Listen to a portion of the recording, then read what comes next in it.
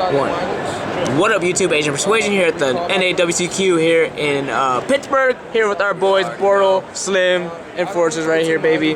We're with who and what'd you do today, bro?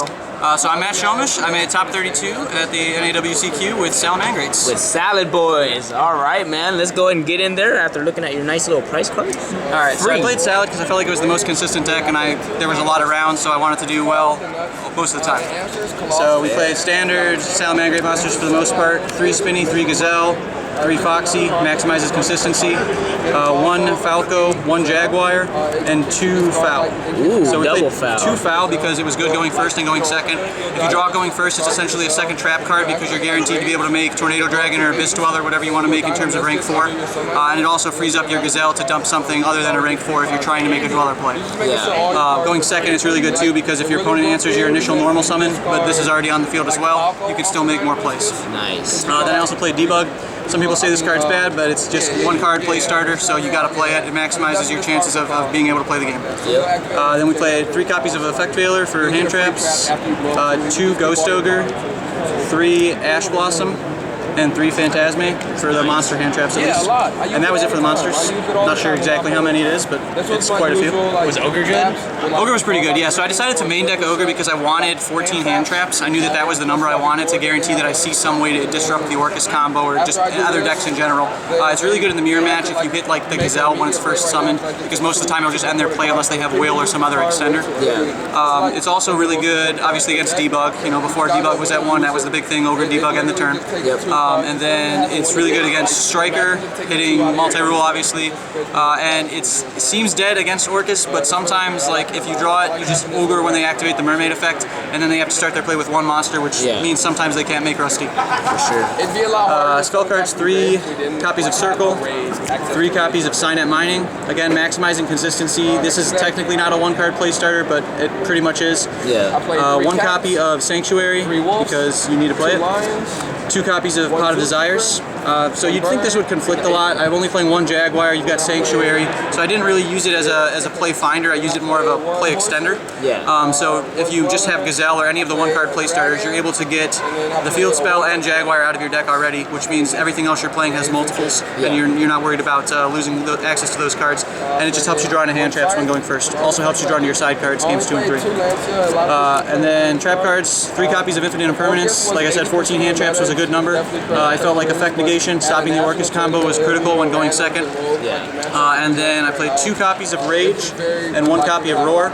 Again, I was somewhat playing to go first with Pot of Desires, so drawing into these cards was really good. I felt that this card was better than this card in most matchups. This was only really optimal to send, in my opinion, games like 2 and 3 if you think they might bring in evenly or some kind of massive comeback mechanic. And that was it for the main deck. 40 cards? 40 cards. And then extra deck's pretty standard. 3 copies of Balinx, 3 copies of Sunlight Wolf, 2 Heat Leo, 1 Phoenix, 1 Hida, 1 Boral Sword. That was the rank 4 I chose to play just because it could end a game. I only summoned it once, but it did end the game, so I guess it was worthwhile. And then I played 1 Stalio. I played Tornado Dragon for rank 4, and then I played 2 copies of Abyss Dweller. Oh my god, you're going ham. Yeah, no, this tilts people. So Second Dweller does. Second Dweller tilts people, yeah, especially since you purposefully mismatch the rarities just so they get extra. The gold rare one too? So yeah, so I played 2 Dweller. It's really good because if you make it against Orcus, they have to play really awkwardly, and if you establish the second Dweller, even if you can't kill them, which you can kill them with Boral Sword a lot of the times, but sometimes it's just safer to make the Dweller. The thing about Dweller I saw a lot of people misplaying this weekend is if you just shotgun the Dweller's effect when your opponent starts their turn, they could have drawn into Gamma or Impermanence, so I was holding the Dweller until they summoned a monster or activated a card to decrease my chances of that getting negated. Because this blanket effect just turns off Orcus' entire turn. I did have 1 match, I think it was round 8 or 9, where I made a Dweller against Orcus, and he outed the Dweller, he outed the board, and then at the end of his turn I'm just like, bro, what would you do if I told you I played the second Dweller? And he's just like, you don't. I revealed it from my extra deck, and he scooped. I couldn't even make the Dweller the next game, so if you're watching this, I'm sorry, man. You do play 2 Dwellers. Yep. Wow. And then the side deck. We got 3 copies of Lancia, ends Orca's turn, ends Thunder Dragon's turn. It's a pretty good card. 3 copies of Typhoon. This was my only spell and trap removal aside from the 2 main deck Rage to out something like Mystic Mine, which I did have to play in top 64. Oh, dang. And then we've got 2 copies of Anti-Spell. Again, good against Mystic Mine, good against Striker, good against Pendulum. I didn't have to play against any Pendulum.